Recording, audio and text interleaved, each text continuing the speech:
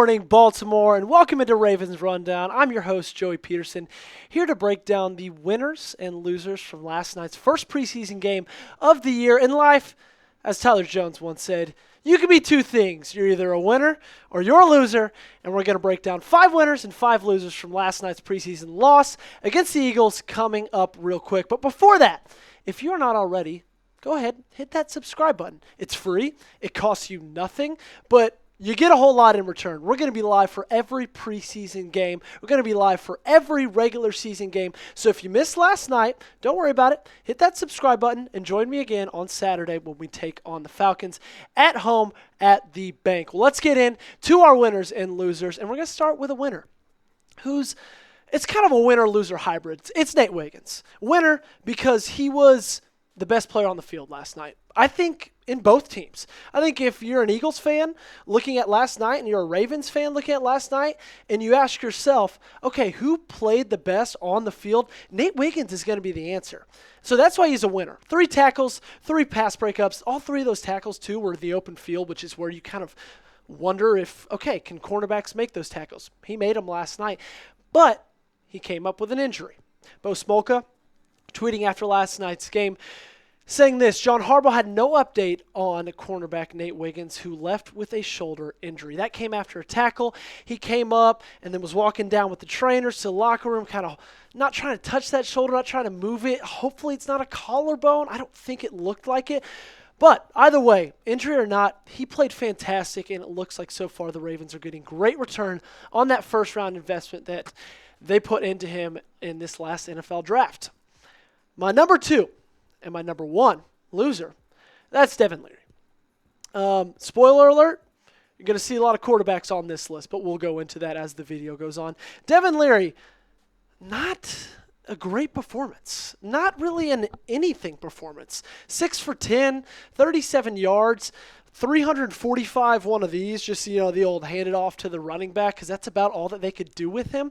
And I said this in last night's video, and I said it in last night's live stream. He gets the ball, and he looks at one receiver the entire time. Looks at him the entire time. Locks on. It's like, in Iron Man when it's Jarvis and he's like locking on to a target. That's what it's like in Devin Leary's head. If he had a visor in his helmet, I guarantee you there'd be holographics on it, and he would have the little lock target signals on wide receivers, because he only looks at one guy. He's yet to ever scan a field in his life, at least not in the National Football League. And so that's why he is my first loser on today's list. But going back to the winners, let's bring some positivity back into this.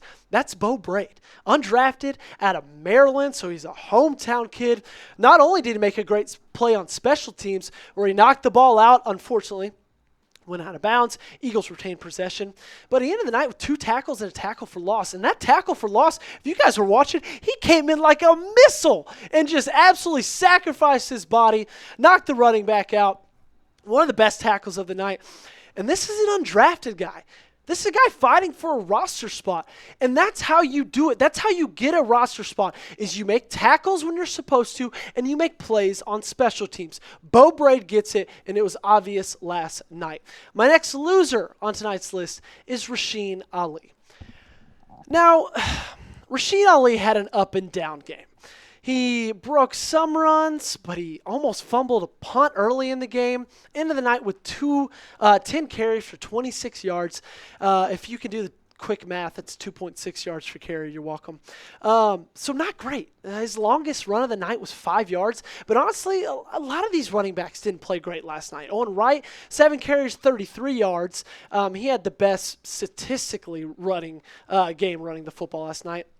Rasheen Ali, 10 for 26. Chris Collier, 3 for 11. But Rasheen Ali is a guy, again, draft pick, 2024, coming out of Marshall. He's a guy that, with Derrick Henry not playing in these preseason games and Keaton Mitchell still on that injured reserve, he needs to come in here and he needs to prove, okay, I'm a guy that deserves a roster spot. I'm a guy that can be a running back 3.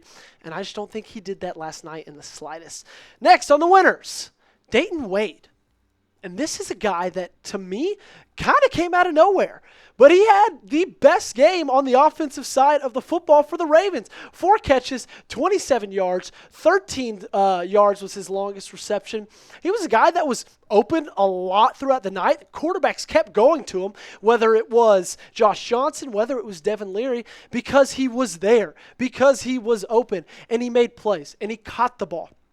And I think that's another thing I'm going to talk about real quick that was so frustrating to watch last night was so many drops. And I've talked about it ad nauseum over the last week or so.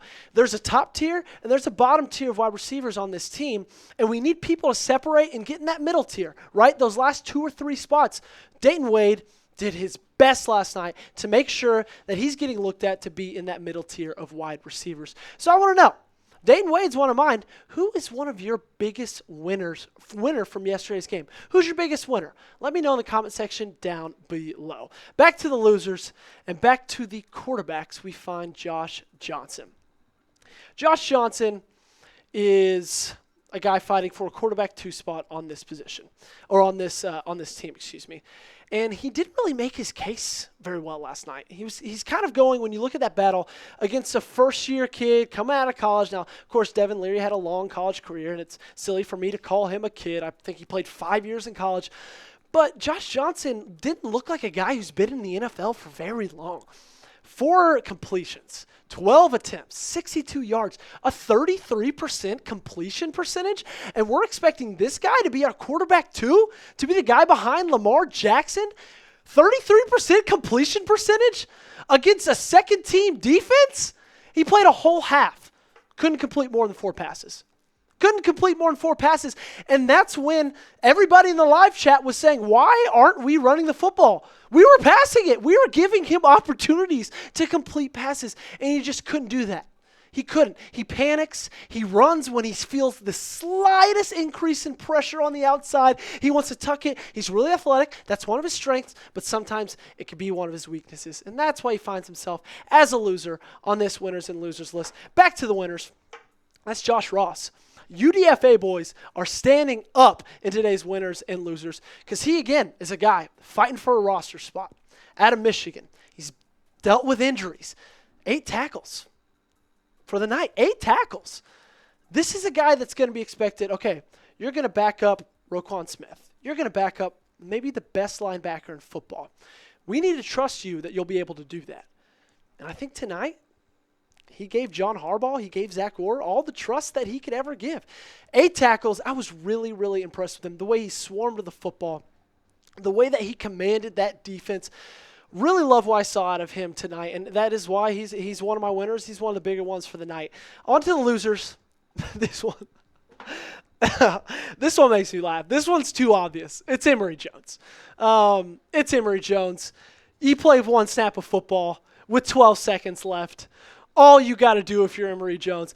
If Emory Jones would have caught the ball at the snap and just fallen backwards, he wouldn't be on this list. He wouldn't. But he fumbled the football with 15 seconds left in a tie ball game. That can't go to overtime because it's a preseason, but 15 seconds left and it's a tie ball game and you fumble the ball, you're going to make it on the loser list. I always thought that Emory Jones had an outside chance of making this depth chart because, let's be honest, he has an outside chance of making this depth chart. But I figured, hey, maybe he comes in for a quarter, maybe 3 possessions his first game, balls out. Maybe next game he gets a quarter. Maybe next game he gets a quarter and a half. If he keeps proving that, okay, he can play, maybe his leash gets a little longer. Well, after tonight, I don't know how your leash can get shorter than 1 snap, but I think it will be shorter than 1 snap for next week's preseason game. Emory Jones is one of my losers. One of my winners is Trenton Simpson. He was the green dot last night. He was the quarterback of the defense, and he did it perfectly. I don't want to say perfectly. He did it really well. 11 tackles on the night, no tackles for loss, no sacks, no PBUs, but 11 tackles. It's a whole new position for him. He talked about it in the post-game press conferences after the game. He laughed when talking about how Roquan Smith is usually the guy that does that because he recognized how hard it is, how difficult it is, and he got to do it for basically a whole game. His name was said a lot, more than anybody on the defense, and that's because a lot is expected of him this year, and he's stepping up to it, right? Who's going to fill in that spot that Patrick Queen left, right? Trenton Simpson, he might be the guy to do so. He is one of my winners tonight. And the last person on my list of winners and losers, kind of a cop-out, it's the whole offensive line. Not because they were particularly terrible, but just because it was And we knew going into this game and going into this offseason, this was going to be something that there were question marks over. But with all the talk of Andrew Voorhees, and he played well, but all the talk of some of these other guys like Daniel Faalele making steps in camp, and I just didn't really see a lot. Like, you look at this run game, you can talk about the running backs as much as you want for not playing super well, but a lot of that's on this offensive line as well. I just didn't see any sort of domination tonight, and that's what makes them make this list. Now they got a lot of games left, or 2 to be exact, before the actual season kicks off, where it is really important. Let's see if they can do it. But they didn't convince me of that last night. So I want to know, offensive line is one of mine. Who's your biggest loser from tonight? Let me know in the comment section down below. Would love to hear from you guys. Love chopping it up in the comment section with you guys. Well, that'll do it for today's episode of Ravens Rundown. Thanks for joining me so much on today's show. Thanks for joining me last night on the live stream. Make sure you hit that sub button. I'll be here all week long, video every day, and of course we're going live next Saturday when the Ravens take on the Atlanta Falcons.